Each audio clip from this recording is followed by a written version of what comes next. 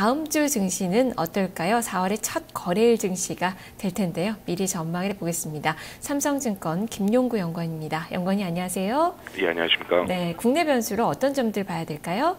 예, 어제 제시된 경제 민생 대책회의에서 제시된 경기 부양책들 좀 주목을 할 필요가 있을 것 같은데요.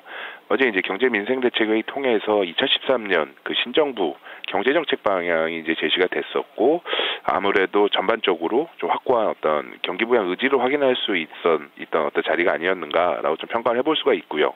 증시에도 좀 긍정적인 이슈로 작용할 수 있다라고 좀 해석을 해보고 있습니다. 그러니까 정부 측은 이 경제 성장률 전망치를 기존 3%에서 한 2%대 이제 중후반대로 이제 좀 낮췄고요.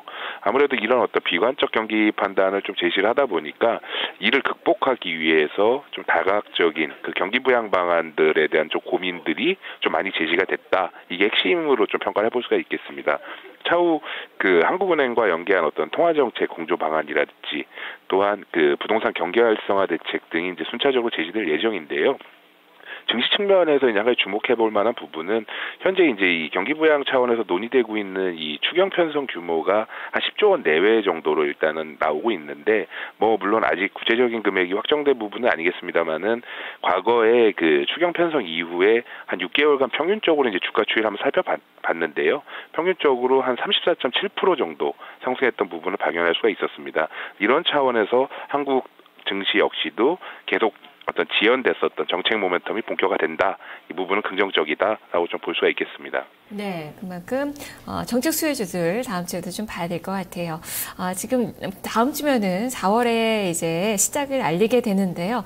증시가 어떨지 2000선에 안착을 하면서 전고점 돌파까지 기대해 볼 수 있을지 전망을 해주시죠.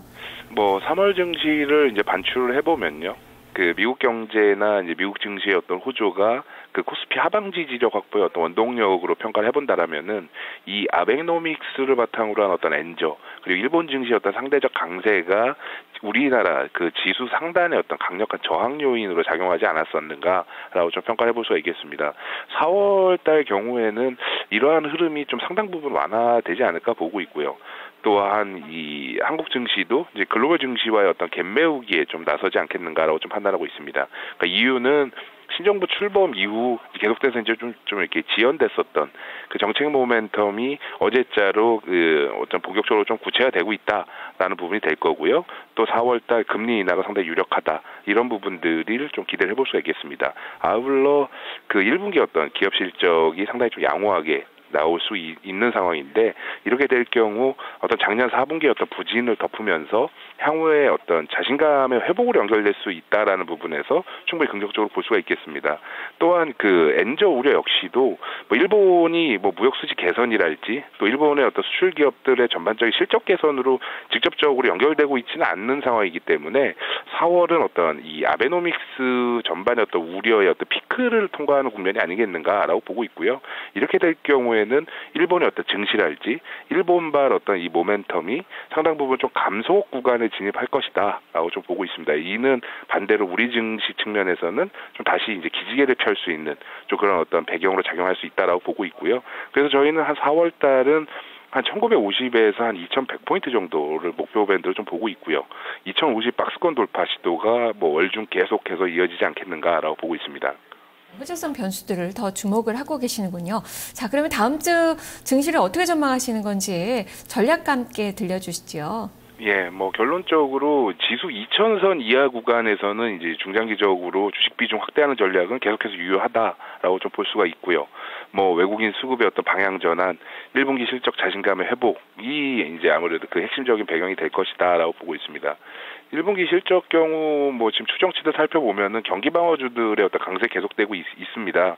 물론 이제 이 애널리스트들의 어떤 실적 추정을 100% 이제 신뢰하지는 않는다 하더라도 이 정책 수혜와 이 펀더멘탈 개선이 좀 동반해서 나타나고 있는 업종들, 예를 들어서 이제 통신이나 음식료, 컨텐츠, 헬스케어 관련된 부분은 계속해서 관심 가져도 괜찮을 것이다라고 보고 있고요. 아울러 이 경기 민감주 내에서 이 IT 섹터 1분기 실적이 상당히 견조하게 나오고 있는데요. 이 수급까지 같이 보면은 이 디스플레이 업종의 어떤 차별화가 앞으로 진행되지 않겠는가라고 좀 예상을 해봅니다.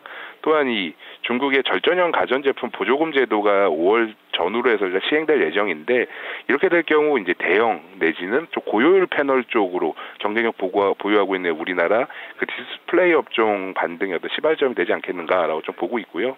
마지막은 정책 모멘텀 수혜주인데요.